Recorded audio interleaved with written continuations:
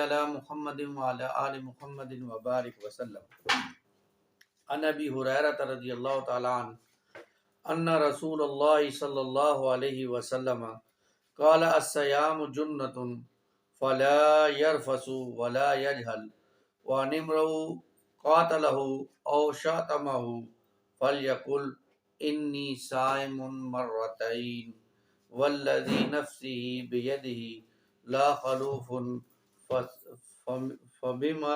فبالصائم الطیب عند اللہ تعالی من ریح المسک یترک طعامہ وشرابہ وشہوتہ من اجل الصیام لی وانا اوجزی بہ والحسنۃ بعشر امثالها صدق اللہ العظیم او کما قال علیہ الصلوۃ والسلام۔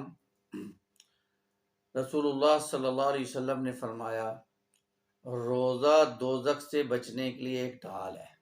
روزہ دوزخ سے بچنے کے لیے ایک ڈھال ہے، اس لیے روزہ دار نہ فحش باتیں کرے نہ جہالت کی باتیں کرے، اور اگر کوئی شخص اس سے لڑے یا اسے گالی دے تو اس کا جواب صرف یہ ہونا چاہیے کہ میں روزہ دار ہوں۔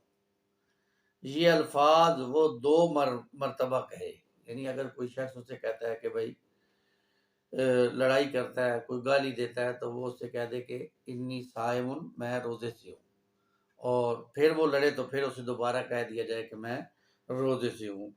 اس ذات کی قسم جس کے ہاتھ میں میری جان ہے، روزہ دار کے منہ کی بو اللہ کے نزدیک کستوری کی خوشبو سے بھی زیادہ پسندیدہ ہے اور پاکیزہ ہے۔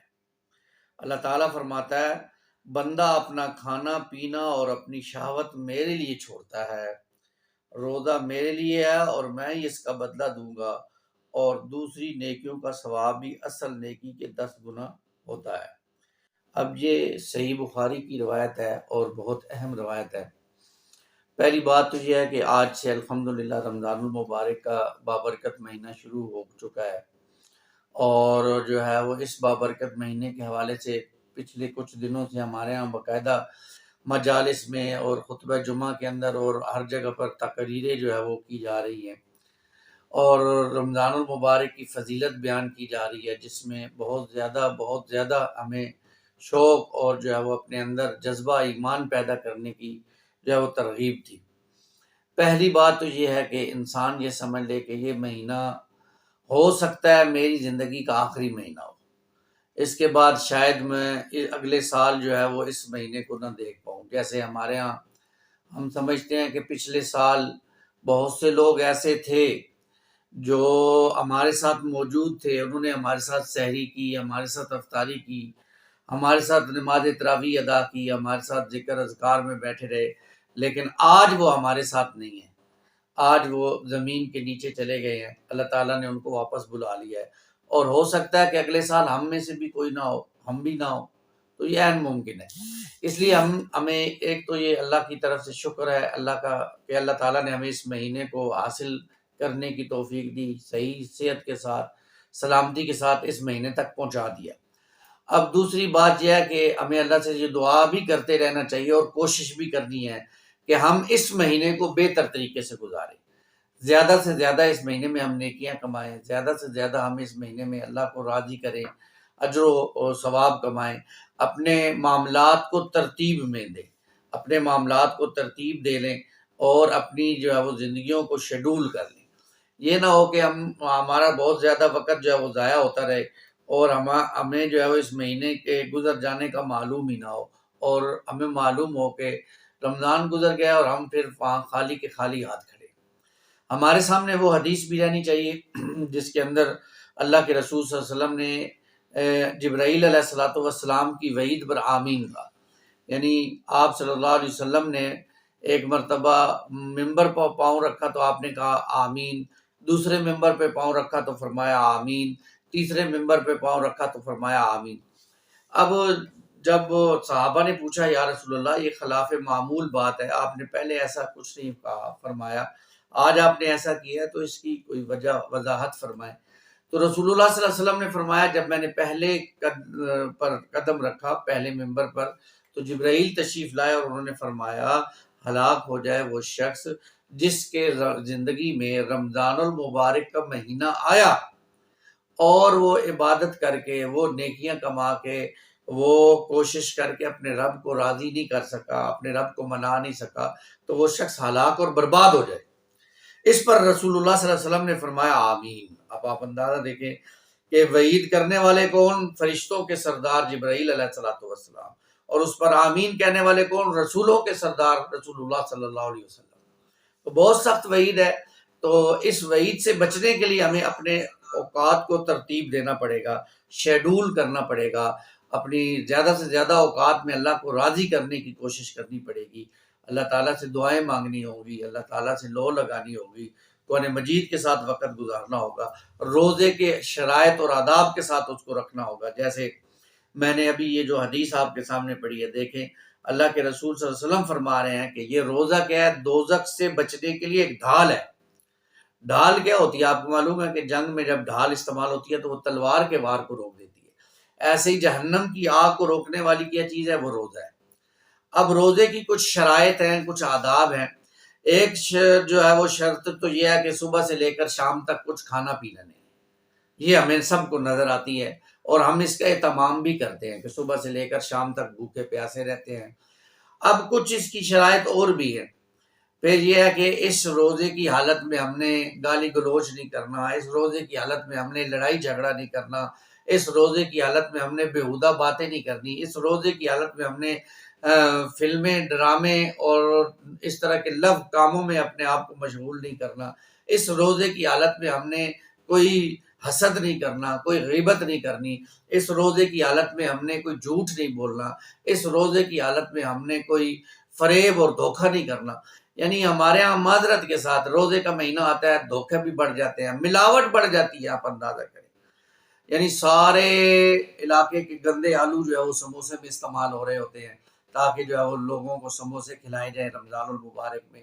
اور آپ کو معلوم ہے کہ ایک سموسے والے وہ کئی دنوں سے تیاری کرتا ہے کہ ہم نے رمضان میں اس آلو کو بھی کھلانا ہی کھلانا ہے لوگ، تو یہ دھوکہ ہے، فریب ہے۔ اسی طرح اور اگر کوئی کاروبار ہے اس میں وہ جھوٹ بول رہا ہے تو یہ دھوکہ ہے۔ اب روزہ بھی رکھا ہوا ہے، دھوکہ دے رہا ہے، جھوٹ بول رہا ہے، تو اب اس کی نیکیاں کم ہو رہی ہیں، روزے کا ثواب کم ہو رہا ہے، روزے کی جو حاصل ہے وہ اسے حاصل نہیں ہوگا۔ وہ سارا دن بھوکا پیاسا تو رہ لے گا لیکن وہ جو حاصل ہے وہ اسے حاصل نہیں ہوگا۔ جیسے اللہ کے رسول نے فرمایا کہ جو شخص روزے کی حالت میں جھوٹ بولنا نہیں چھوڑتا ہے تو اللہ کو کوئی ضرورت نہیں ہے کہ وہ بھوکا پیاسا رہے۔ تو یہ ہماری حالت ہے، ہم روزہ رکھ لیتے ہیں لیکن ہم اس کے جو آداب ہیں ان کی طرف توجہ نہیں کرتے۔ تو ادب روزے کی شرائط اور آداب میں یہ بھی شامل ہے کہ انسان جو ہے وہ ہمیشہ سے یہ کوشش کرے کہ اپنی زبان، اپنے ہاتھ، اپنی آنکھوں، اپنے پاؤں، اپنے کان، اپنے جسم کے کسی بھی عضو سے کسی مسلمان کو کوئی تکلیف نہیں دے گا۔ یہ بہت ضروری ہے، اس کے بغیر جو ہے وہ پھر چارہ نہیں۔ اللہ ہمیں اس کی سمجھ عطا فرمائے۔ تو روزہ ایک ڈھال ہے دوزخ سے بچنے کے لیے، اور روزے کی شرائط کے ساتھ ہم نے اس روزے کو رکھنا ہے۔ پھر اللہ کے رسول نے فرمایا کہ روزے کی حالت میں فحش باتیں نہ کی جائیں، جہالت کی باتیں نہ کی جائیں۔ اگر کوئی شخص اس سے لڑے یا اسے کوئی گالی دے تو وہ آگے سے کہے میں روزے سے ہوں۔ اب یہ بڑی پیاری تعلیم ہے جو محمد رسول اللہ صلی اللہ علیہ وسلم نے ہمیں دی ہے۔ روزے کی حالت میں انسان بھوکا پیاسا ہوتا ہے، اور بعض اوقات انسان جب تھوڑا کام وغیرہ کرتا ہے تو اس کو تھکاوٹ کا بھی احساس ہوتا ہے۔ تو معاملات یہ ہوتے ہیں کہ جب کوئی شخص اس جو ہے زیادتی کرتا ہے تو وہ اپنی بھڑاس نکالنے کی پوری کوشش کرتا ہے۔ تو رسول اللہ کا فرمان مبارک ہے نہیں، ایسا نہیں کرنا۔ کوئی تم سے لڑنے کی کوشش کرے تو تم نے کیا کرنا ہے؟ اس سے لڑنا نہیں ہے، اسے کیا کہنا ہے؟ میں روزے سے ہوں۔ اب یہ کلیہ جو ہے وہ ہر جگہ پر اپلائی ہوگا، یہ آفس میں بھی اپلائی ہوگا، یہ شاپ پر ہے تو شاپ پہ بھی اپلائی ہوگا، بازار ہے، مارکیٹ ہے، وہاں بھی ہوگا، اور گھر میں بھی اپلائی ہوگا۔ گھر میں کس سے جھگڑا ہو جاتا ہے جی؟ گھر میں بیوی ہے، بیوی سے جھگڑا ہو جاتا ہے، انسان کا بیٹی ہے، بیٹی سے جھگڑا ہو جاتا ہے، بچوں پر بندے کو غصہ آتا ہے بعض اوقات، اور بندہ کہتا ہے، تو بندے کو جو ہے وہ ان چیزوں کا اہتمام کرنا چاہیے کہ روزے کی حالت میں بچوں کے ساتھ اور جو ہے وہ گھر والوں کے ساتھ اگر جھگڑے کی کوئی نوبت بن جائے تو آگے سے کیا کہہ دے، انی صائم، میں روزے سے ہوں، میں روزہ دار ہوں، میں آج جھگڑنا نہیں چاہتا، اور اس سے جو ہے وہ جھگڑے سے اپنے آپ کو جو ہے وہ بچانے کی پوری کوشش کرے۔ یہ روزے کی ایک قسم کا ادب ہے۔ پھر رسول اللہ نے فرمایا صلی اللہ علیہ وسلم، قسم اس ذات کی جس کے ہاتھ میں میری جان ہے، روزہ دار کے منہ کے بو اللہ کے نزدیک کستوری کی خوشبو سے بھی زیادہ پاکیزہ ہے اور پسندیدہ ہے۔ اب یہ دیکھیں، یہ بہت کمال کی بات ہے۔ انسان جب سارا دن بھوکا پیاسا رہتا ہے تو اس کے منہ سے ایک سمیل آتی ہے جو عام ساتھ بیٹھنے والوں کو بھی بڑی ناپسند ہوتی ہے، اور ظاہری بات ہے کہ سمیل کسی کو پسند نہیں ہوتی، لیکن اللہ تعالیٰ کو وہ بہت پسند ہے۔ کیوں پسند ہے؟ کیونکہ وہ سمیل اللہ کی محبت میں انسان کے منہ سے نکل رہی ہے۔ اللہ کی محبت میں اس نے روزہ رکھا۔ اب اس بھوک پیاس کی وجہ سے معدے کے کچھ معاملات ہوتے ہیں جس کی وجہ سے وہ کچھ بخارات بنتے ہیں جو منہ میں آ کر جو ہے وہ سمیل کی صورت اختیار کرتے ہیں، اور وہ پھر انسان جب بولتا ہے یا ہنستا ہے تو وہ محسوس ہوتی ہے۔ اللہ تعالیٰ کو یہ چیز بہت پسند ہے کہ اللہ تعالیٰ اس چیز کو جو ہے وہ کستوری کے ساتھ جو ہے وہ نسبت دے۔ تو قسم اس ذات کی جس کے قبضے میں جان ہے محمد رسول اللہ صلی اللہ علیہ وسلم کی، اللہ کو وہ بو کستوری سے بھی زیادہ پاکیزہ ہے۔ اس لیے بندوں کو بھی چاہیے کہ اس کو جو ہے وہ اس پر ناگواری کی کیفیت نہ کرے۔ ہاں ساتھ بیٹھا ہوا ہوگا تو ظاہری بات ہے سمے لائے گی، لیکن اس کو برداشت کرنے کی کوشش کی جائے۔ پھر اللہ تعالیٰ فرماتے ہیں کہ میرا بندہ اپنا کھانا پینا اور اپنی شہوات میرے لیے چھوڑتا ہے، روزہ میرے لیے اور میں اس کا بدلہ دوں گا۔ اب یہ بڑی اہم بات ہے۔ دیکھیں، نماز بھی تو اللہ کے لیے ہے، اللہ ہی کے لیے ہم نماز پڑھتے ہیں، اور اسی طرح زکوٰۃ ہے، ساری چیزیں، لیکن روزے کے لیے اللہ تعالیٰ فرما رہے ہیں کہ روزہ میرے لیے اور میں اس کی جزا دوں۔ یعنی مطلب یہ ہے کہ روزہ ایک ایسی عبادت ہے جس کی خاص نسبت اللہ تعالیٰ نے اپنی طرف کر دی۔ ایک بات تو یہ ہے کہ اب روزہ میرا ہے یا نہیں ہے عام انسانوں کو معلوم نہیں ہو سکتا۔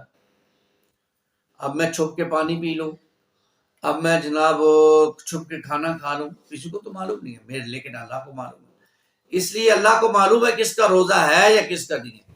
جو بظاہر لوگوں کے سامنے بھوکا پیاسا رہ رہا ہے لیکن اندر سے اس کا روزہ نہیں ہے، اللہ کو تو معلوم ہے کہ اس کا روزہ نہیں ہے۔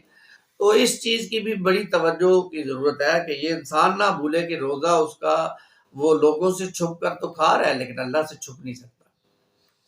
پھر یہ کہ یہ بھی بات نوٹ کریں کہ روزہ ہر بالغ مرد عورت پر فرض ہے۔ اب وہ یہ نہیں کہہ سکتے کیونکہ گرمی بہت زیادہ ہے ہم روزہ نہیں رکھیں گے، یا کوئی اور مسئلہ گھڑ لیں، یا بچوں کے ایگزام ہو رہے ہیں اس لیے ہم روزہ ان کو نہیں رکھواتے کہ انہوں نے صبح جا کے پیپر دینا۔ نہیں، یہ غلط بات ہے۔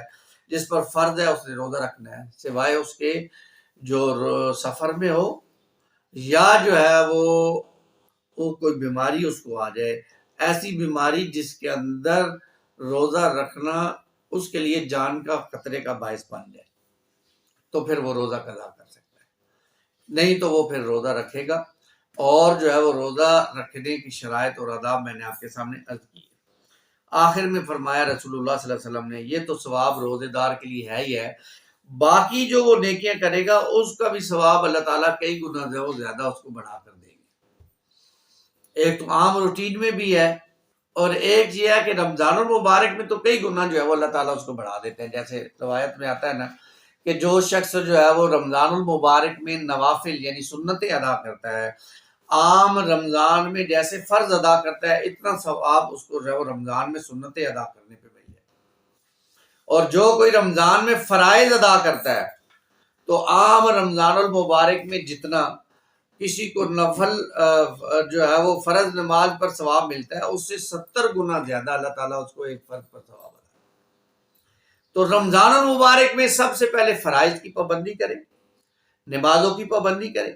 اور بڑی حیرت کی بات ہے، اس مرتبہ بڑا دلچسپ ایک واقعہ ہوا ہے، میں آپ کے سامنے بیان کر دیتا ہوں۔ رات کو ذرا دیر سے چاند نظر آیا اور معلوم ہوا 10:40 پر معلوم ہوا کہ جی صبح روزہ ہے۔ یہ اعلان ہوا کمیٹی کی طرف سے، اور پہنچتے پہنچتے بعد لوگوں تک پہنچی ہے۔ اب 10:45 پر مسجدوں میں اعلان ہو گیا کہ جی روزہ ہے، صبح آ جاؤ مسجد میں تراویح کی نماز پڑھنی ہے، اور لوگوں کے دروازے کھٹکھٹائے گئے، اٹھو بھائی نماز کے لیے آؤ مسجدوں میں، بڑی اہتمام ہوا۔ تو میں نے یہ بات سوچی رات کو بیٹھ کر کہ دیکھیں ایک نفل نماز، تراویح کی نماز نفل نماز ہے، ایک نفل نماز کے لیے تو کتنا اہتمام ہے، اذانیں اور مسجدوں میں اعلان ہو رہا ہے، اٹھایا جا رہا ہے لوگوں کو، اور فرض نماز کی کسی کو فکر ہی نہیں ہوتی۔